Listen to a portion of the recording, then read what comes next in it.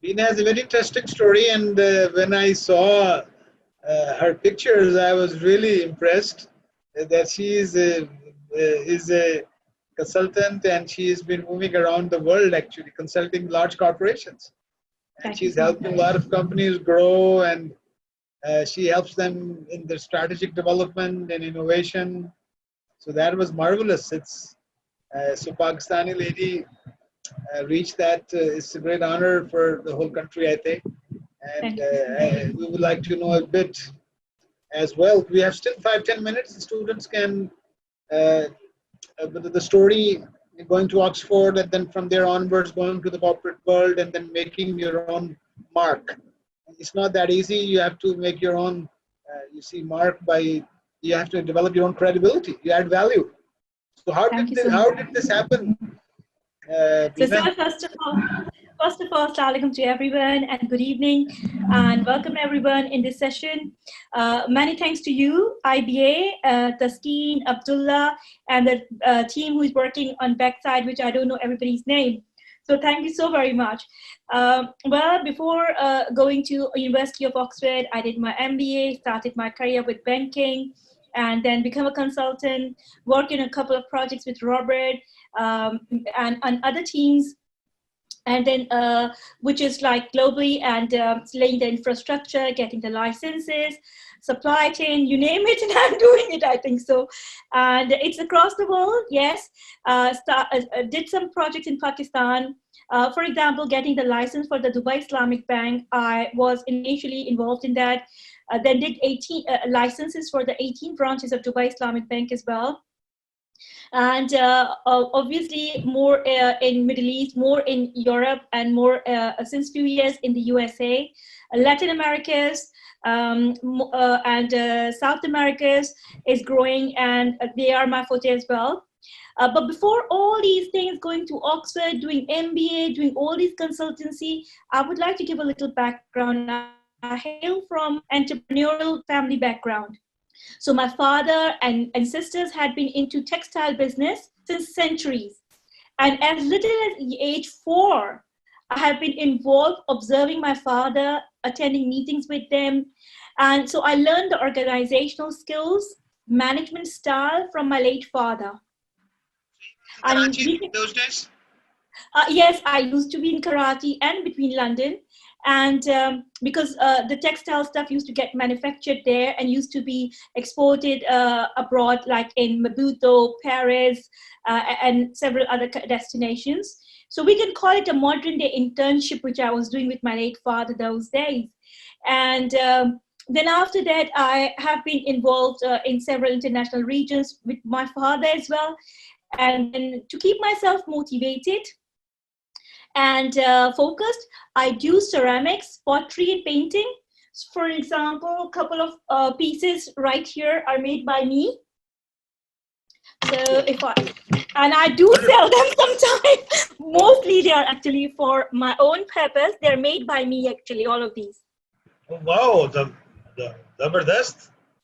So this is all my hand creation. MashaAllah.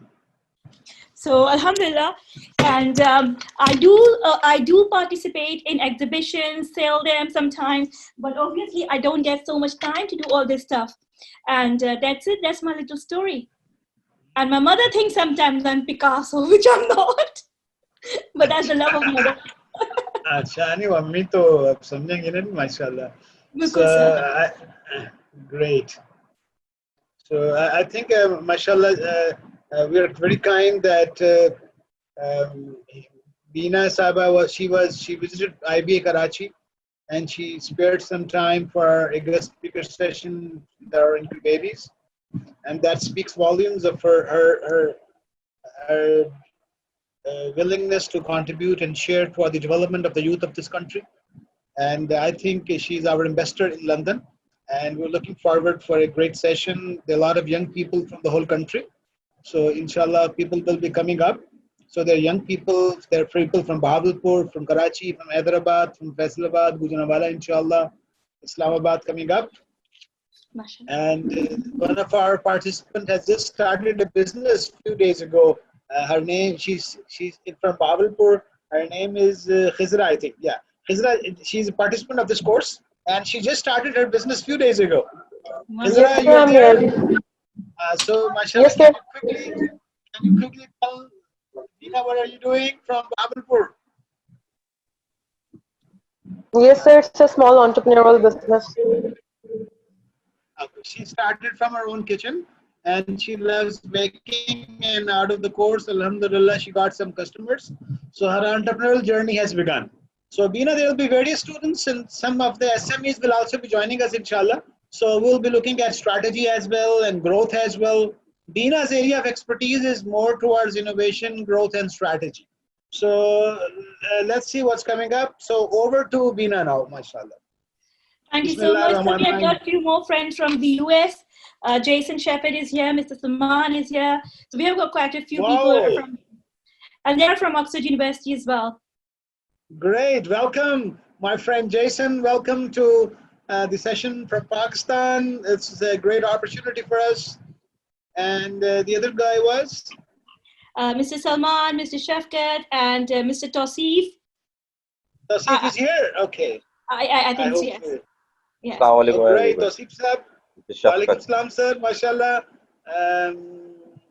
I was at Capco in 1996 to 2002. So I think we have something in common, inshallah. So let's start the session, sir. Yes, exactly, please. Thank you. So this lecture will be briefly touch base. So I'm sharing two screens at the moment. So let me start sharing my PowerPoint first. So how do we go about? Wait a minute, sir. So PowerPoint. Sorry, there are two screens around here.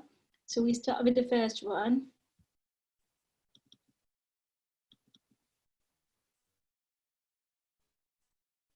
So is it visible now?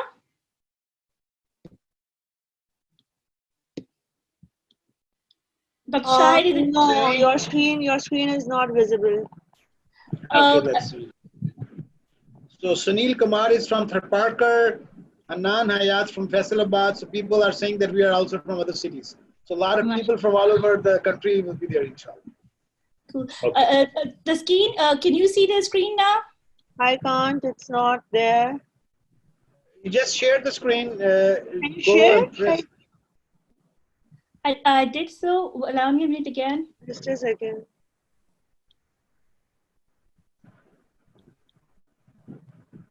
Yes, it's there now. So can you see the first presentation, the screen? Yes. Yes. Yeah, I can see a desktop. Perfect. Alhamdulillah. So yes. We will have an interruption when I'll be starting my second PPT on Blue Ocean, but until then, for quite a while, you should be all right. So let's start. So before I just plunge into the whole lecture, I would like to give the split. How would it go around? So this lecture will briefly touch base 3 topics as they are very intense and extensive. So section 1, we will touch base the growth strategy and then discuss the fundamental capabilities to do the business locally or internationally. We will then dive into how to go international. And section 3, concisely learn about the blue ocean strategy concept, which is applicable both for the private sector and for the public sector as well, and for any organization to stand out.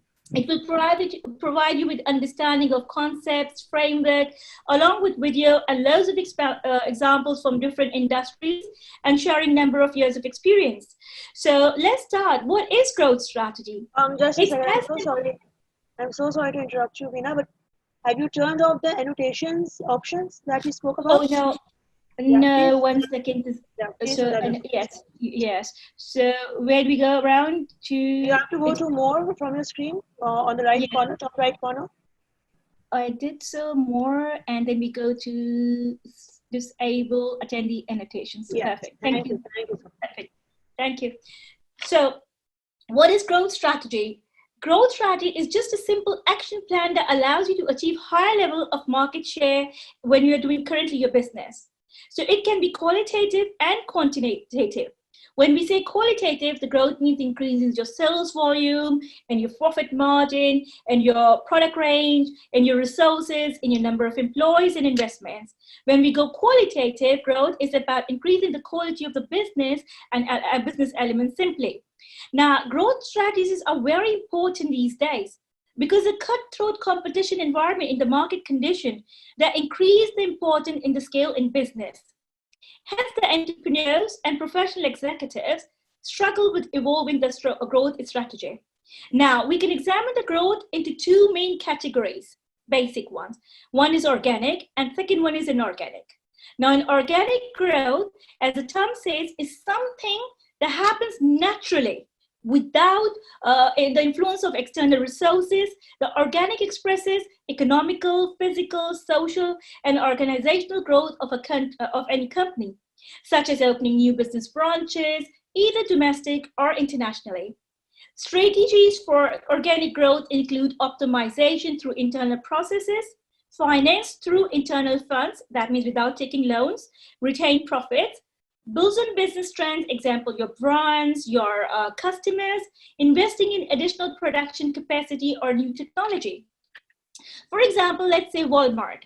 Walmart and other retail reports comp sales, which is a comparable sales, or you can say comparable like same identical store sales on quarterly basis to give investors or analysts an idea of the growth.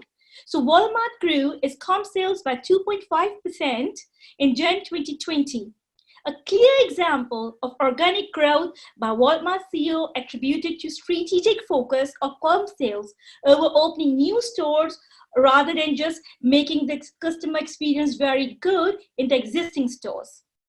So on the other hand, inorganic growth provides growth in the operations of a business that arises from mergers, takeovers, and they increase the company's own business activity.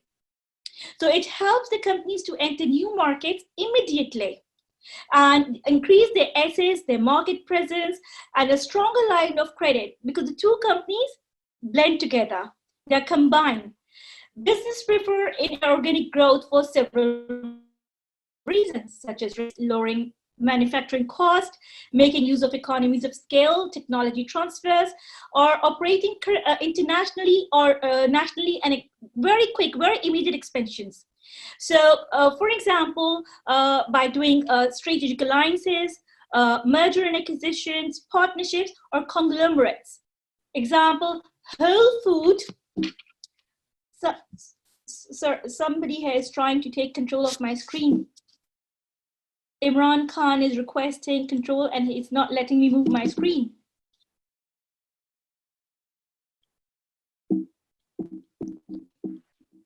Sir, I can't move my screen because there's somebody, Imran Khan, has taken remote control of my screen. Just a second, Bina, we'll look into it. Just a second. You can de-share and stop sharing and then do it again. Stop sharing and do it again. He has taken the control. I can't move anything on my screen. Just a second. Okay, so maybe you can. Whoever is Imran Khan, they have to stop it, please. Okay, let's. We see him. There's.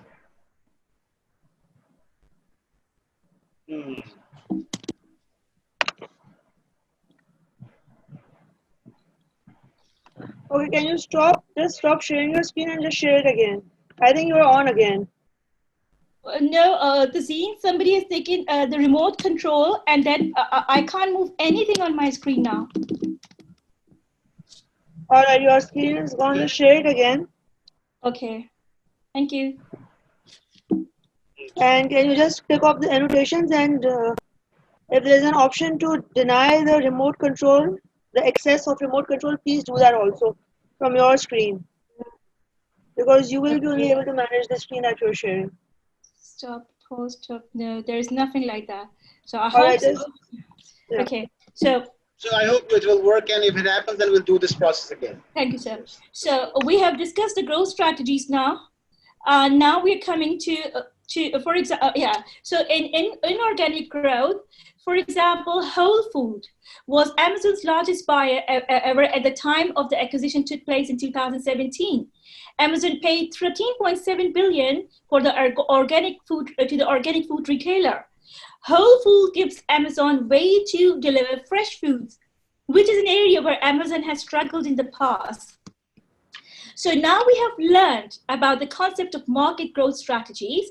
So before we move into the importance of building or investing in essential capabilities for any local or international business, let's watch a video on Amazon Go to understand the application of the growth strategies and capabilities.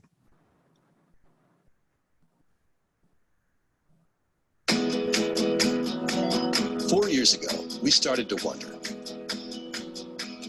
what would shopping look like if you could walk into a store, grab what you want, and just go? Bina, we can't view the video. Machine learning, computer vision, and AI into the very fabric of a store. Can you do? So you never have to We wait in can't line. view the video. It's not on the No screen. lines, no checkouts, no registers. Oh, Welcome to Amazon Go. Use the Amazon Go app to enter. Then put away your phone and start shopping. It's really that simple. Take whatever you like. Anything you pick up is automatically added to your virtual cart. Saskina, send the video link. Try on your end. Change your mind about that cupcake. Just put it back. Our technology will update your virtual cart automatically. So how does it work? Received it?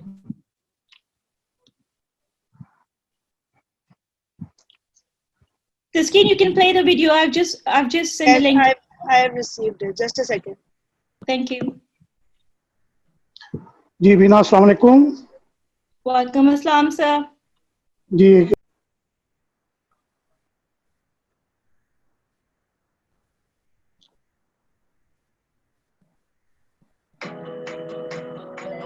4 years Can you ago, all see? we started to wonder, what would shopping look like? Yes, I have it. Do you want me to play it or will you play it? Yes, so you can play it because on my side it's just restricting me. All right, just a second. Thank you, dear. No problem. All right, can everyone view it? If you could Can you view it, Bina? No, nothing. Can view. No. I can view. grab what you want and just go. What if we could weave the most advanced machine learning, computer vision, and AI into the very Just forward it to everybody so they can view it. Right. What we can do is you can forward the link and we can carry on with the presentation and we can view it later. Perfect. I've already sent you the link. Yeah, I'll just share it on the chat as well. And then we can watch it later and you can continue with the presentation right now. Cool. That's fine. So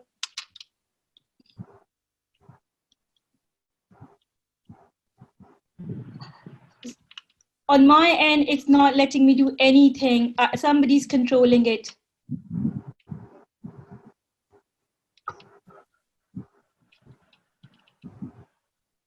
Right, can you see the name of the person who is doing it? No, now they have released it. Can you see my screen now?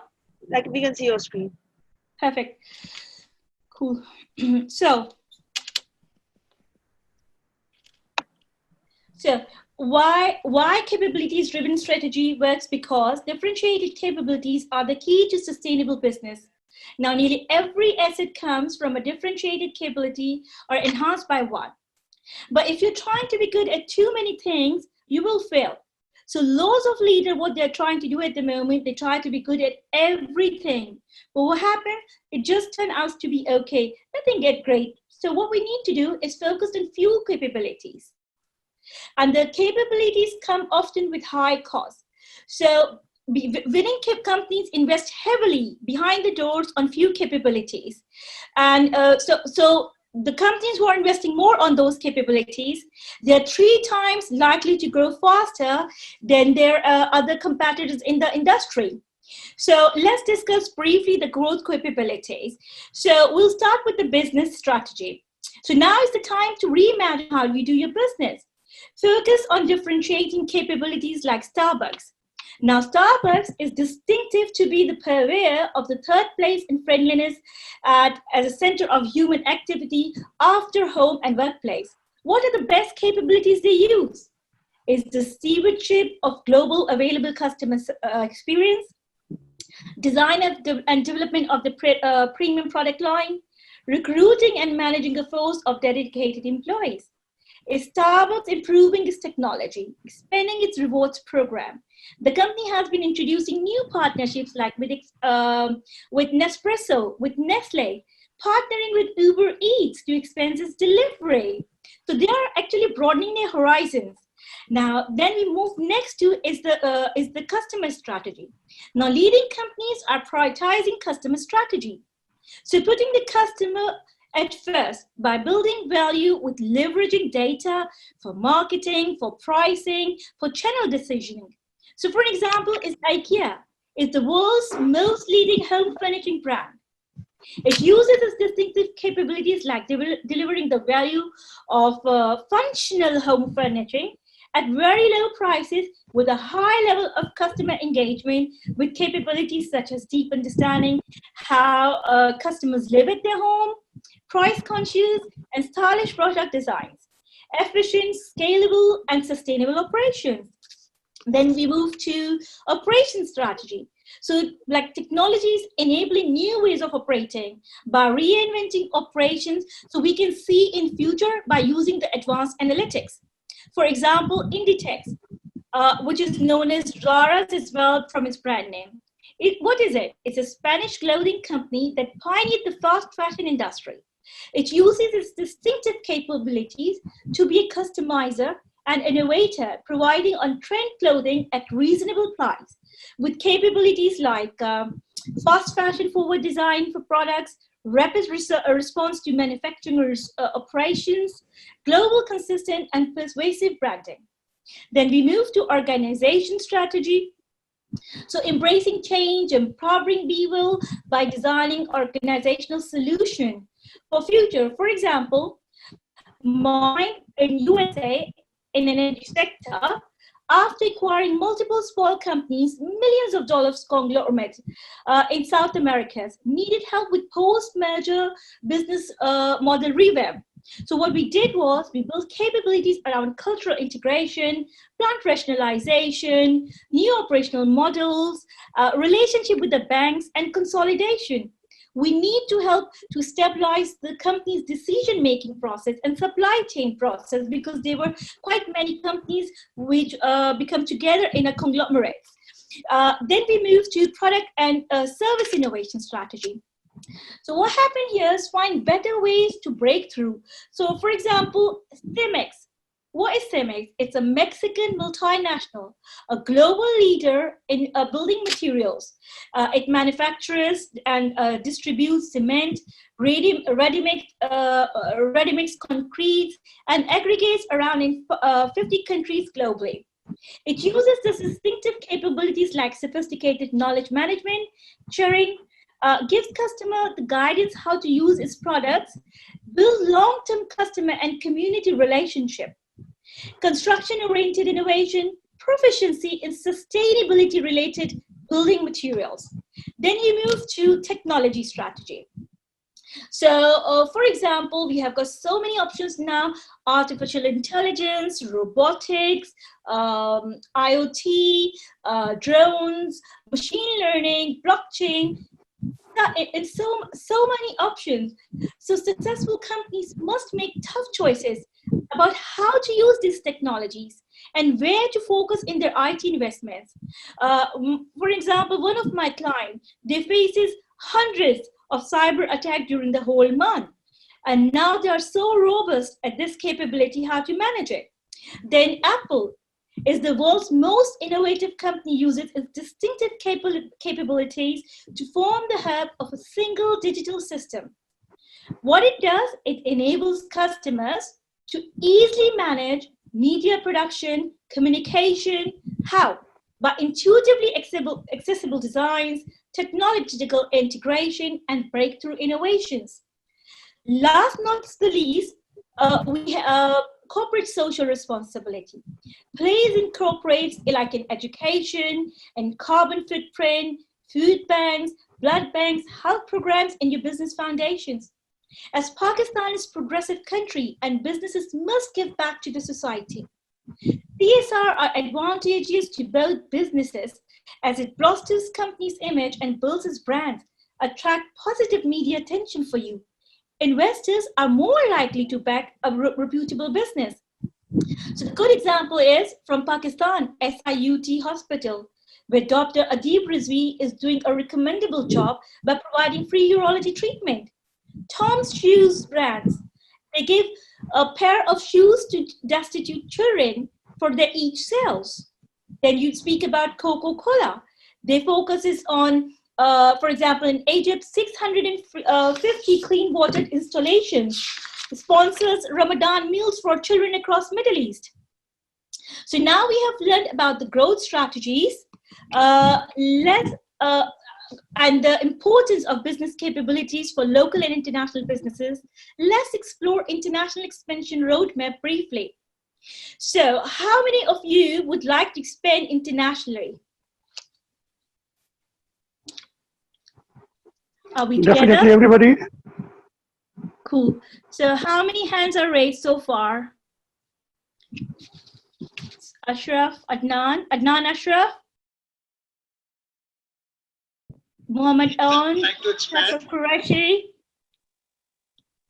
Ahmed Zaur, Yasser Siddiqui, Yasser Hussain, Sheikh Saad Sheikh, Ilyas, Abdur Rahman, Khizra Sultan, OS, Asim. So quite a many, which is interesting, which is very nice. In fact, it's encouraging. I'm very happy that everybody have a bigger, broader vision. So, now today, every young companies are often called international because many ventures are born global in terms of their supply chain, in terms of their customer base. For example, simply online retailers, tech companies, and etc. So, however, there comes a time when an entrepreneur like all of you, inshallah, would like to decide to make a push. So before going abroad, entrepreneurs must evaluate themselves if they have built on their core capabilities to expand internationally, as we have discussed them above. So they must understand, because doing business in another country requires a market-led approach. The reasons why so many businesses fail when venturing overseas is because they didn't check to see if the market is viable for them. They just thought we started a business, they start running before crawling or walking, right? So now, why do you think, why would you like to go international? Can I get some answers, please? Taskeen, if you can read the answers for me because it's not displaying on my screen. I will, as soon as we have some answers coming in. Someone is saying, Mr. Asim is saying economies of scale. Very good, excellent. It's included in my points as well, yes. Faisal Qureshi is saying a better pay. Oh, better returns, profitability, okay. Hanan Hayat is saying it's for learning as well. Yes, expanding horizons, learning from different cultures and markets. Adnan Yes. Ashraf is saying it's for better opportunities. Madhiya Latif for an expanded customer base. Excellent. Khalid Hussain is for promoting sales. Maha is for minimizing the risk. Hijra is for promoting the country. Asim Saab again for expansion and for growth. Excellent, And excellent. Qazi Sai is for generating foreign exchange. Yeah. So somebody mentioned about risk. So we'll be covering that part because that's one of the very crucial parts. So when we go international. So how to go international? So like now the example is we might be going for greater access to talent pool as well. So tech companies such as Apple, Google, and Yahoo all evolved from small startup with limited funding and grew to massive multinational corporations. The reason for the rapid spread of these companies is that the demand for these technologies, the grip on capabilities, again, I stress enough on the grip on their capabilities, market research and innovation led by visionary leaders. So how to go international? Remember, one size does not fit to all. International expansion strategies are formal. They operate on multi-level strategic plans, frameworks that businesses use to enter an overseas market to establish their presence and become quickly profitable. How and where to go for assistance? It's wise to reach out to international expansion business consultants, country state promotion agencies, banks and legal firms, business networks, and etc. So there is a lot of help available there.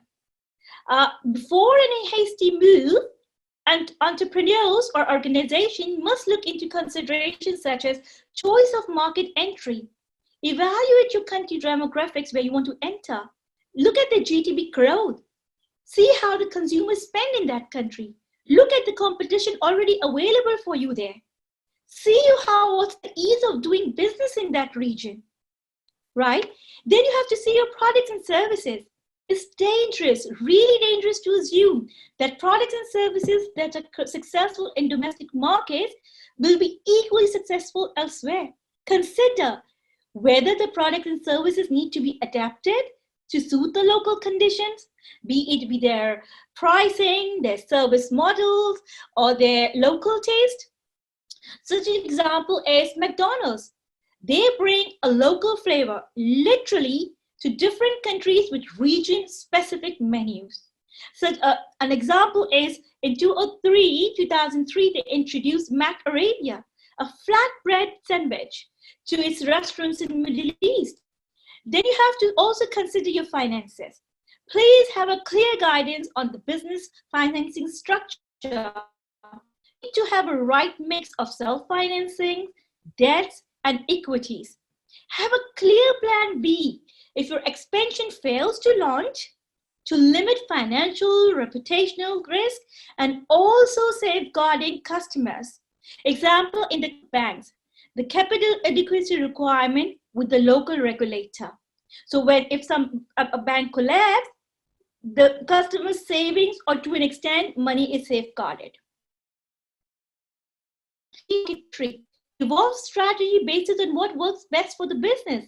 Should we buy? Should we do partnering? Should we do joint venturing? For example, acquiring licenses in the case of Islamic banks when they're entering in Pakistan. Loads of Islamic banks we have now. So tax and regulations. Get professional advice to understand unique country rules in such as their legal frameworks.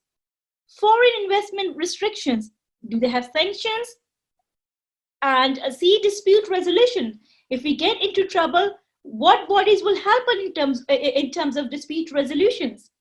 Consider implication of your international activities for tax treatment back home, because are you in dual tax treaty with that country or not?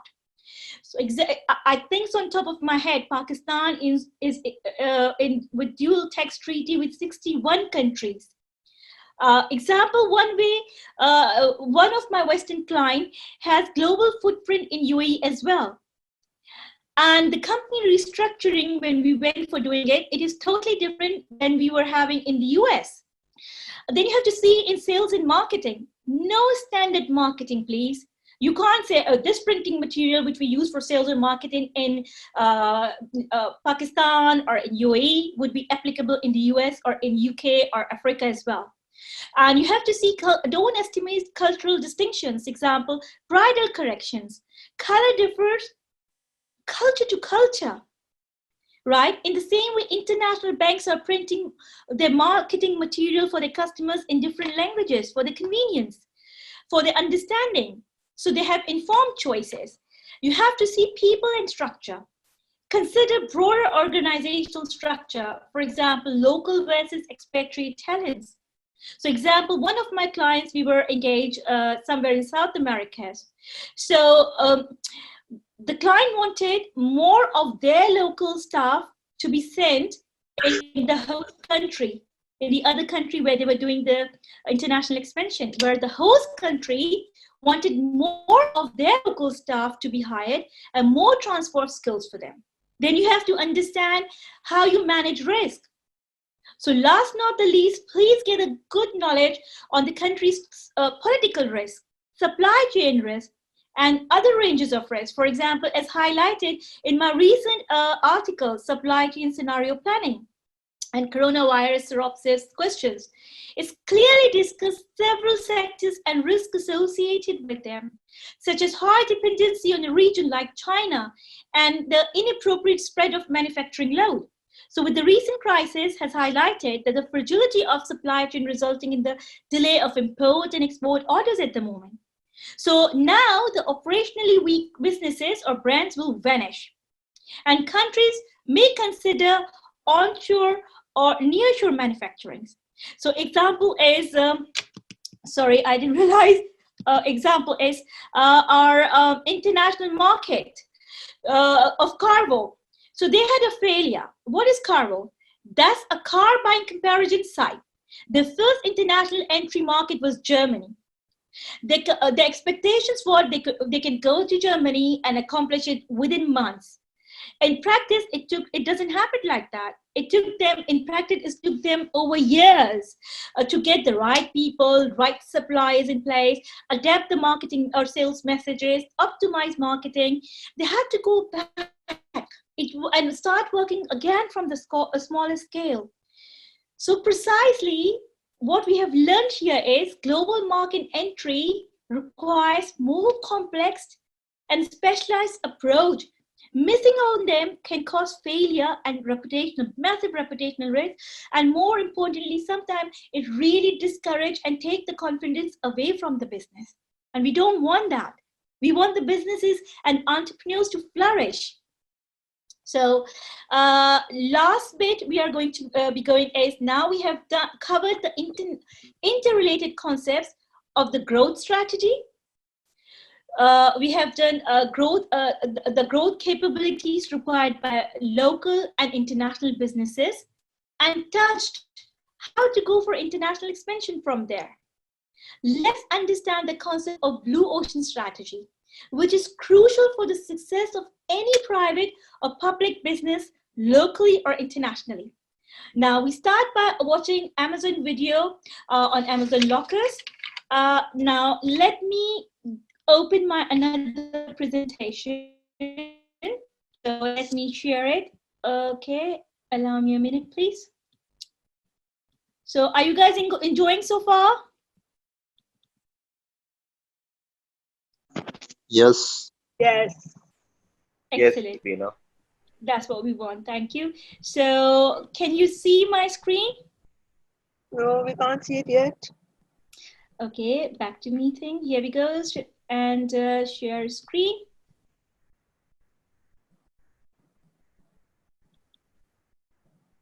Here we go. Okay. All right, yes.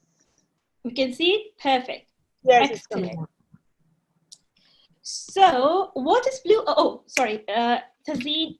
Now, can you see this video? No, we can't. I can see the link, but the video isn't on. Now? No. Okay, I'm sending it to you. All right. The sun is shining brightly as the sky turns deep sky blue. So no problems. As the screen says, we can. So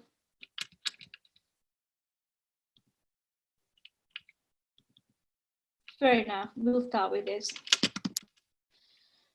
The Blue Ocean Strategy presents a systematic approach to making the competition irrelevant. It outlines principles, frameworks, and tools any business can use to create and capture their own blue oceans. So, how do we go? So, Blue Ocean Strategy suggests a company is better off searching for ways to play in uncontested marketplaces instead of engaging with competition in existing market spaces.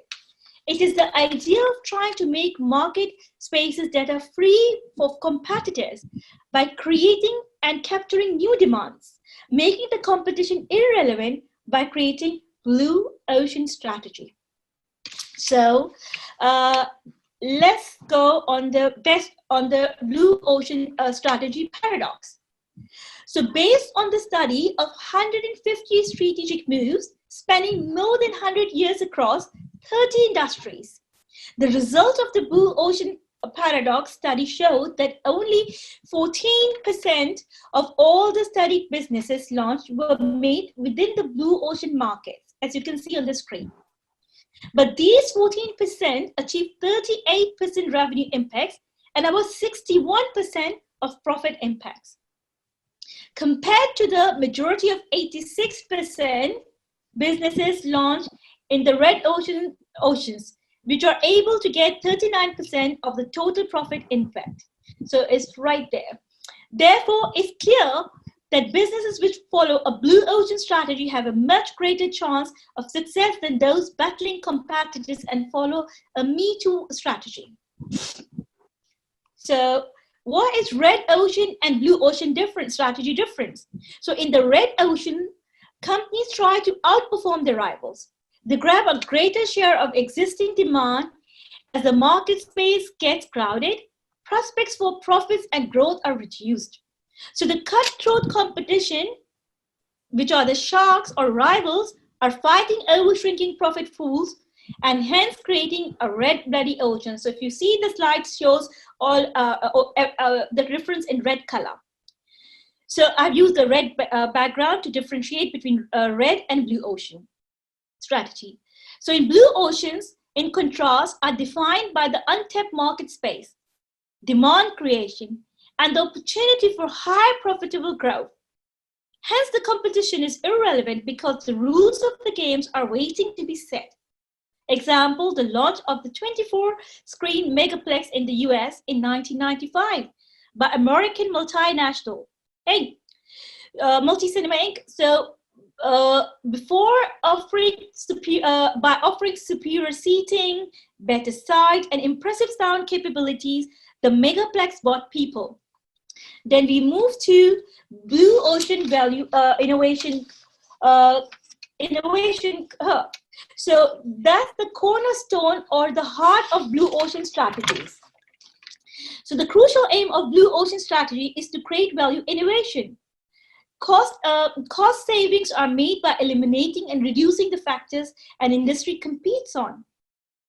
Bias value is lifted by raising and creating elements the industry has never offered at an affordable price. Therefore, value innovation is achievable only when a company's utility, price, and cost structures are properly aligned and integrates with all the firm's functional and operational activities, which makes it sustainable. So a good example is America's automakers. They used to build custom-made novelty cars which were unreliable and expensive, and they used to cost around $1,500 those days. Then Ford came introducing the Model T in 1908. It was reliable, durable, and easy to fix, and it costs nearly half the price, around $850. And it replaced the horse-drawn carriages. Then we move to the strategy canvas. What is strategy canvas? It is a diagnostic tool for analyzing, formulating, or communicating your strategy. It captures the current state of play in the known market space. This allows you to understand where the competition is currently investing, the factors the industry currently competes on, like on products and services, delivery, what customer receives from competitive offers in the market. So that's very important. Now, reading the value curves enable companies to see the future in the present. So for example, stop and think, what would it take to get non-customers of this industry to start buying from me? So example is airline Smiles membership. So those who travel a lot might be aware they have got specific airline membership cards. So that comes with an access to loads of airport facilities like VIP lounges access, spa, restaurants, premise service counters, airport pick and drop, and etc. Then we move to the 4-action framework. Is it visible? Hello? Yes, it is. So Yes, Diana yes, is requesting to take remote control of yours. Lana is trying to get control of my screen and I couldn't move it. So anyways, the 4 actions framework. What is it? So we have got these 4 questions on the screen, right? So by asking these 4 questions, you bring to the surface any competitive factors which are no longer relevant. Example, in the luxury car market, Toyota's Lexus carved out a new blue ocean by offering the quality at the high end. They're offering the quality as equivalent as to high-end Mercedes, BMWs, Jaguar, at price closer to the lower-end Cadillac or Lincolns. Then we move to to the principles. So the key principles in developing blue ocean strategy. It has 6 main principles. So 4 are formulations, the one which are formulating them, and 2 for execution, which are executing them along the respectives. So let's discuss the formulation principle number 1. So what happens here is reconstruct market boundaries. Boundaries. What it does, it reduces the surge risk. So the key is to look at the familiar data from new perspective and open up to blue ocean possibilities. So the example is Apple's inspiration for iPod was the success of Napster. It was clear there was consumer demand and available technology to download music digitally. Apple provided a legal, simple, and cheap way to access music and thereby tapped into a sizable blue ocean market. Then we move to the second principle, which is to focus on the bigger picture, not on the numbers. This principle is key to mitigating the planning risk. Like in public sector, Blue Ocean Shift provides a roadmap for national development. It shows how to transform the public sector on the local, state, and national level through high-value impact, low-cost initiatives that cut across ministries, agencies, NGOs, and municipalities.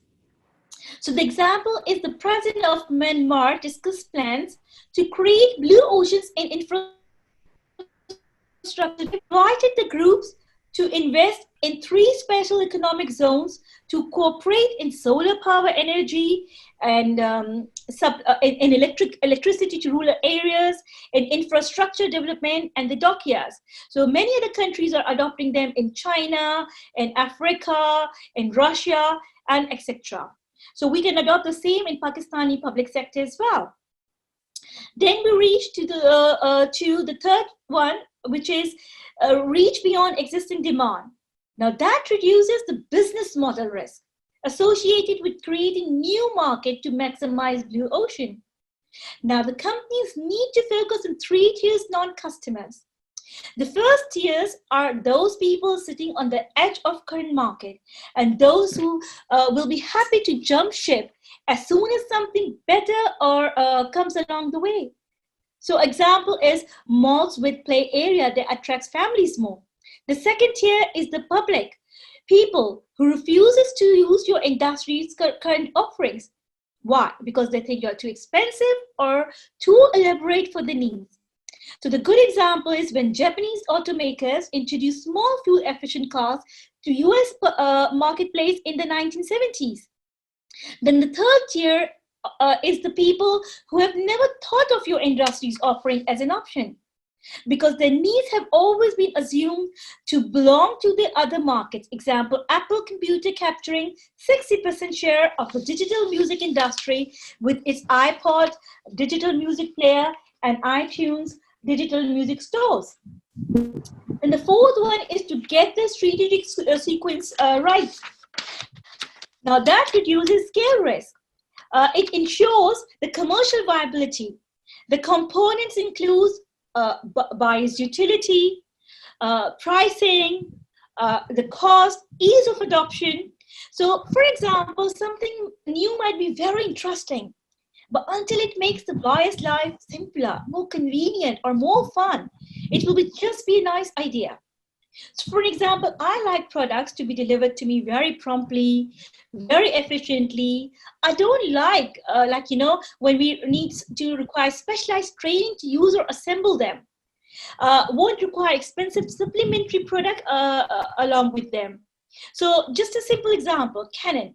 They develop small desktop copiers by changing the focus from corporate purchasers to home photocopiers for their home photocopiers users. Now we have covered these ones, so we'll go to the last two, which is the key executing principles of Blue Ocean strategy. So the first one is, which we can call the fifth one, which is overcome key organizational hurdles. It reduces the organizational risk, such as cognitive hurdles, limited resources hurdles, motivating people hurdles, or political hurdles, most important. So even the best and the brightest are regularly eaten by the politics and plotting. So especially if the idea is very new and innovative, it can be threatening to establish social political norms. So for example, public resistance to genetically modified food. So the next one is to build execution strategy into execution into strategy. It reduces management risk. So the presence or absence of fair process can make or break companies' best execution efforts. So the three key E principles of fair process are engagement, explanation, expectations of employees and organization and businesses, because of course they contribute to the most. We may have investors as well, and of course our customers. So we have watched Amazon's videos throughout this lecture. So let's consolidate and wrap up with this last video and summary of Amazon Blue Ocean strategy with Amazon robots. So I believe, again, we may not be able to see that. So what I'll do is,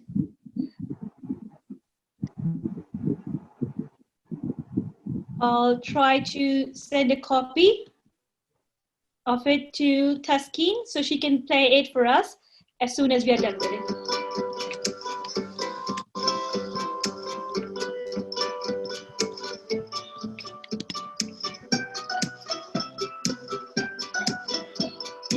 So let's back to Zoom. Can you all see my slides? Yes, please. See the slides? Yeah, okay. So I can't see. But we can. So is it the last of Amazon?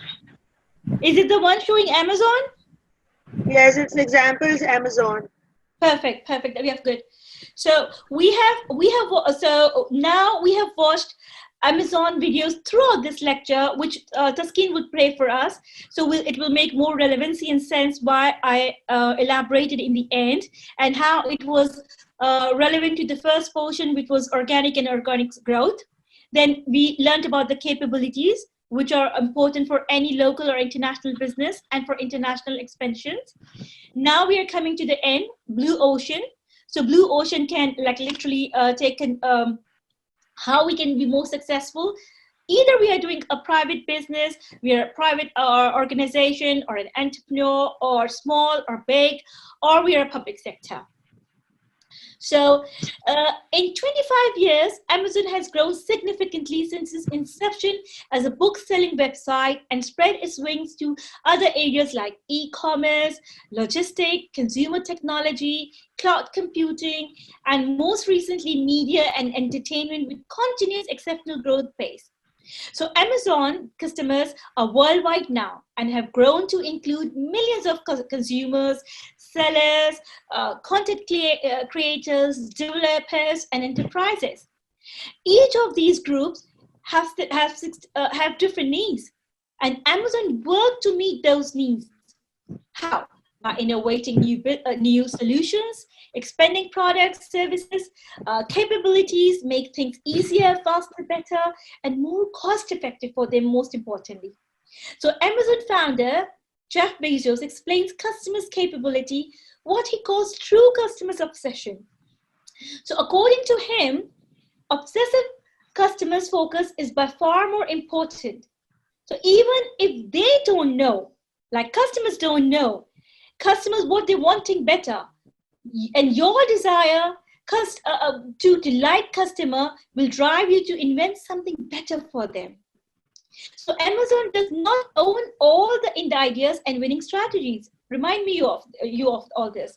So every day there are new companies and new services appearing with approaches that were unheard of previously, thus implementing blue ocean strategies and making it difficult for anybody else to compete with Amazon, such as Kindle e-reading solutions, cloud-based computing, Amazon lockers, where you can get your products delivered there, drone delivery, robot scout delivery, which is designed to independently convey parcels from urban distribution points to Amazon Prime customers, removing the need of vans and cars in the last mile delivery. More in Amazon Prime or 1 hour delivery. Key house and car delivery. You are in your office, it can be delivered in your car or in your home.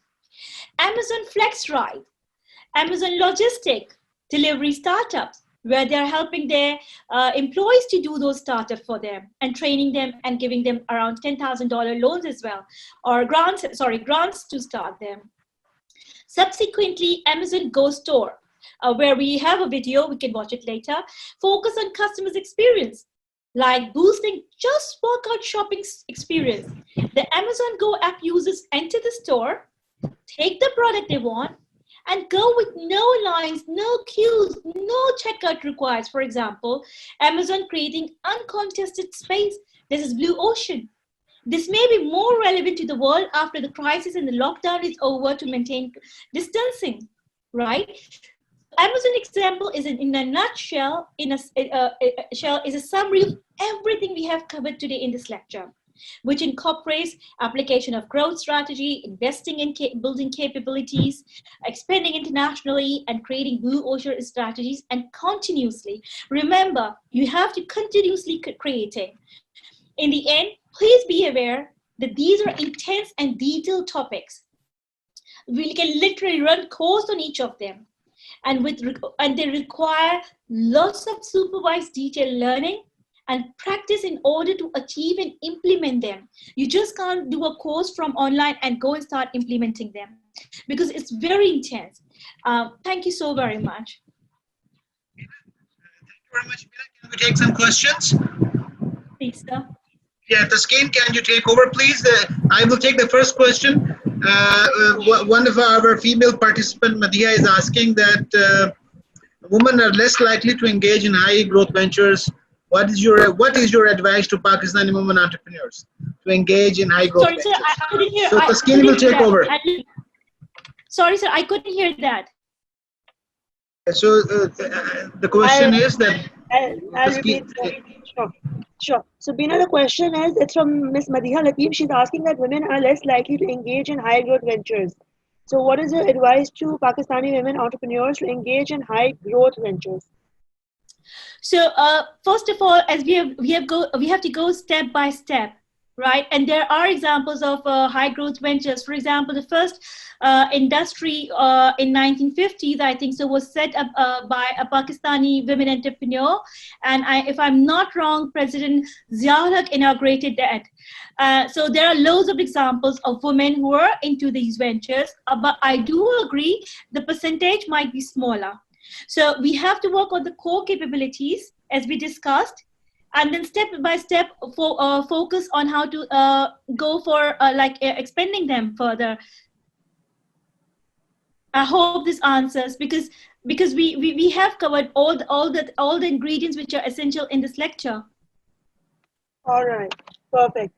The other question is from Mr. Rashid Hussain, and he's saying that the recent sales for Amazon, they showed an increase, but the net profit did not report an increase as such, as reported in CNN. So why is that?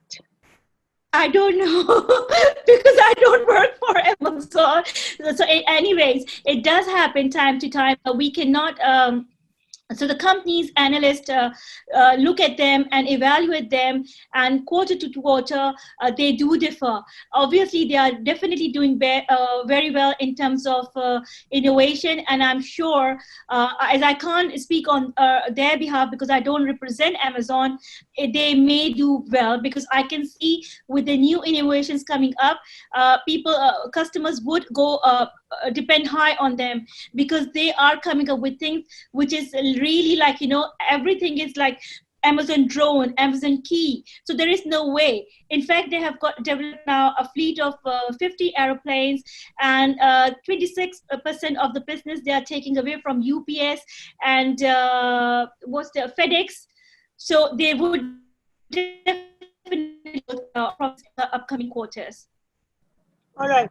Now we have one question. It's a very long question, so let me just go through it very quickly. It says, Blue Ocean seems not only to be the result of companies' efforts, but also a function of time. So it takes time for companies to mature. Amazon took time to get where it is, but also a function of customer maturity. Microsoft launched a tablet device long before Apple, and touchscreen phones were there with more capabilities than Apple offers when the iPhone was launched. So is it a matter of chance more than efforts, or is there a method to the madness? Like, I think he's asking how do you control the waves of the blue ocean, because we have seen where companies that offer better capabilities, but they don't thrive as well as maybe, new companies that come in and they take over the distinct customer markets. Okay, so answer is very simple. We have covered this thing quite a few times during the lecture, which is like, blue ocean, you have to integrate everything together. So you can't say, I'm going to apply this blue ocean strategy. It has to be applied in your pricing, in your costing, in your idea, in your management. Everybody have to come together. They have to build the value canvas. It is very, very speedy process where you're keeping an eye on your competitors and others, and you're continuously coming up with something which is totally creating uncontested market space, which is making competition irrelevant. So you have to apply in your infrastructure, in your function, in your organization, in your thinking process, in your operational process, and you have to integrate it in your overall company. All right.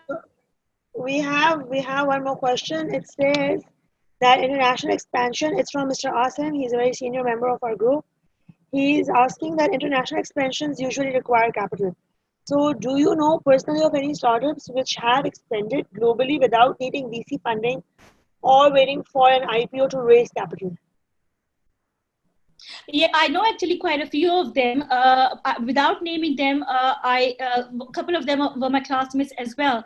And without naming the company, I would give the example. For example, they started from small educational apps, and then from there they expanded it slowly and gradually, and then they went from one segment of students to another, and from there what they actually, it's a very good question, because I always stress this to a lot of people, that please don't run after venture capital so much. You can start with something very small, right? For example, very, very simple.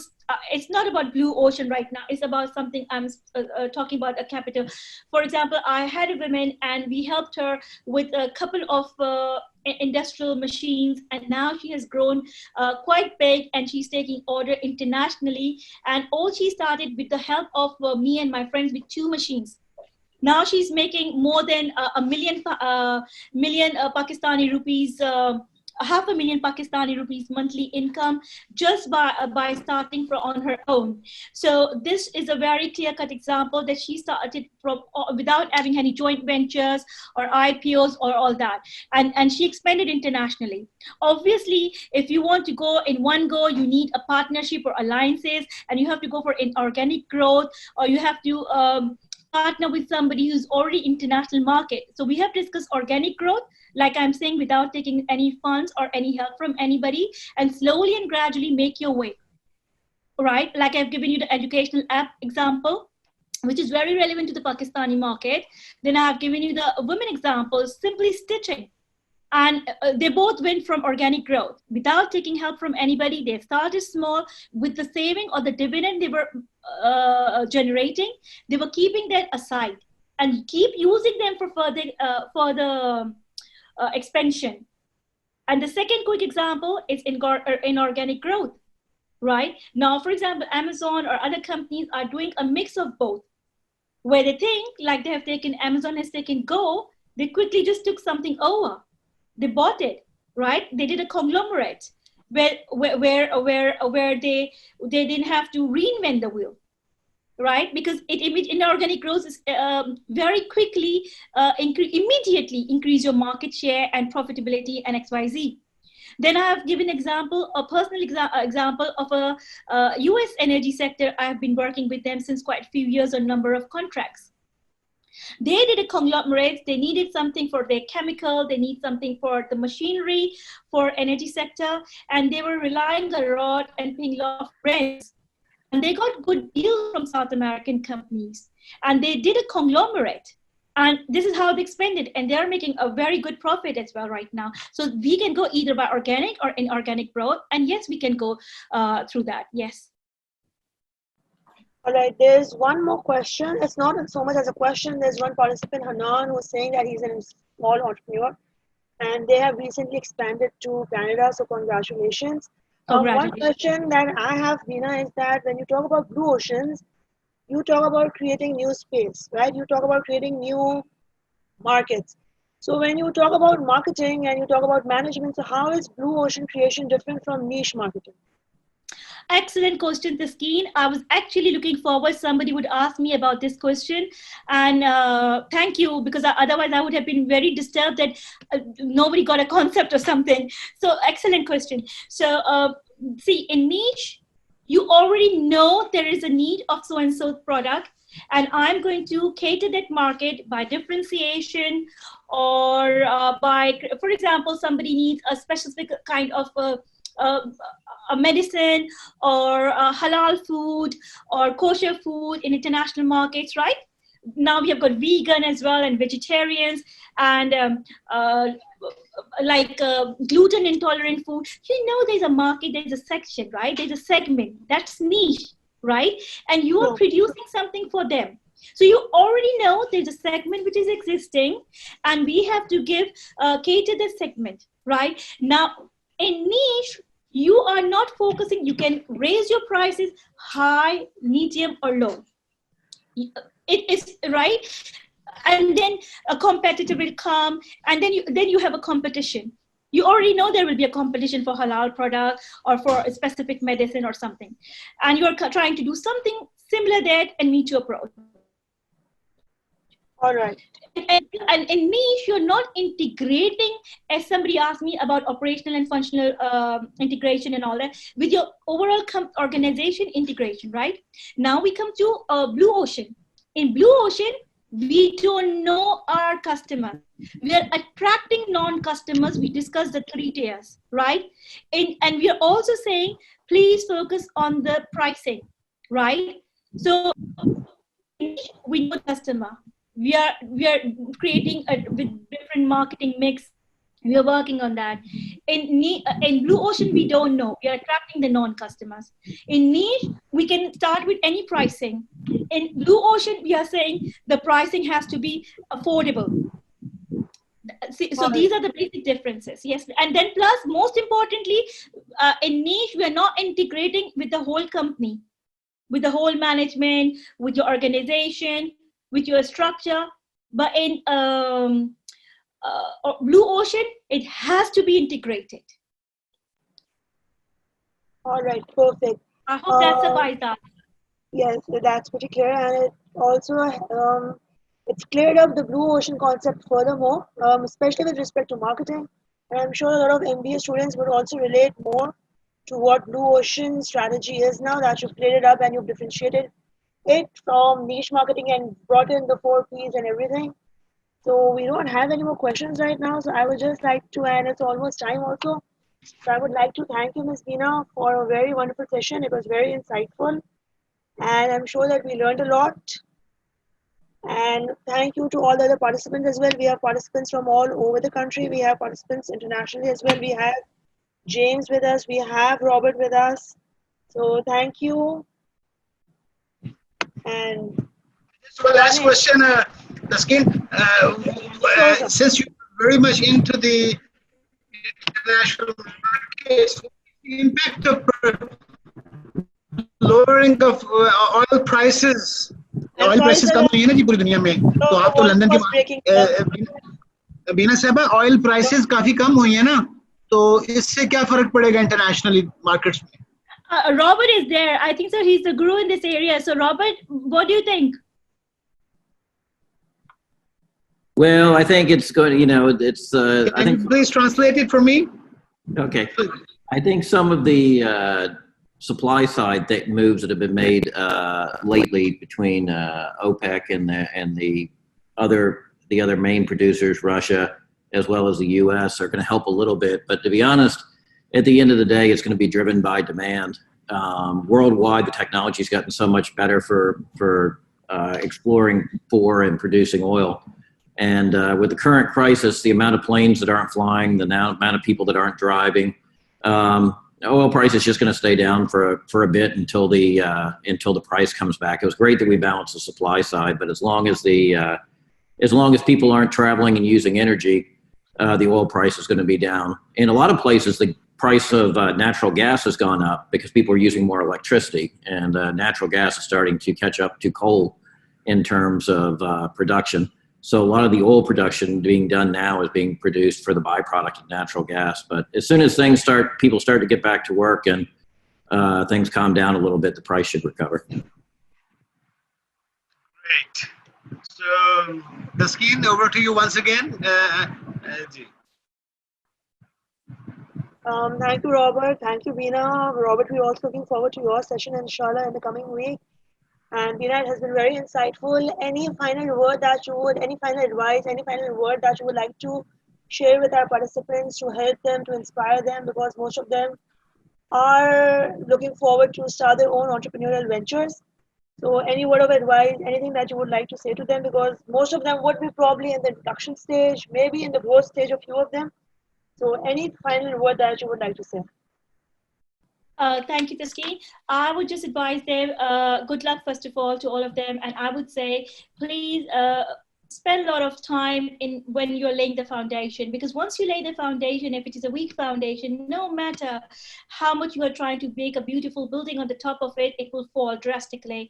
The good example of it is it's been quite many years, and we are always having financial crash going on in international markets, oil crash going on in the international market, because if the foundation, same way is for a business. So if you make a business, lay the foundation correct, you know your model, that am I going for organic growth, inorganic growth, what's my long-term model, should I be going to international markets or not? And before you don't have to think, okay, tomorrow morning, like Carver example, they were doing very well in the UK. And they started thinking that we'll go to Germany and we'll just win there. But it didn't happen there, because they have to step back and realize, no, we are missing on the marketing, on the sales, on the supply chains, on the number of suppliers for us. So that is one important thing. So please do your analysis. And most importantly, I don't know how much you give the weightage, but if you have core capabilities made up, which is your marketing strategy, which is your business strategy, technology strategy, and these type of strategies. And within those strategies, you have to build your capabilities. Am I very good at handling the cyber attacks? Am I very good at doing my finances? Am I very good at my taxes? Am I very good at my designing if I'm a cafe? Am I, instead of opening from Karachi Defense and going to Karachi Gulshan, first make sure in Karachi Gulshan or Defense, wherever you've opened it, you have built a good capabilities. You're excellent. And then you go to another area, and from there to another city, and from there to another country. And if you've noticed, I have used loads of examples from different industries, because I knew the partisan will be a mixed bag. So I did not want it to focus on just one thing. I've used examples of cinema. I've used examples of IT because I realize loads of students want to go for IT. So they have to understand they just can't start having international IT stuff. A market, they have to start building their capabilities first. And then from there, they can take it. This is my advice. Thank you. All right, perfect. Thank you so much, Bina. Thank you for taking out time for us. I'm sure the participants learned a lot, and stay safe and God bless. Thank you. Thank you so much. Thank you, Taskeen. Thank you, IB, and especially Dr. Shahid and other members of the team for having me here today. Thank you.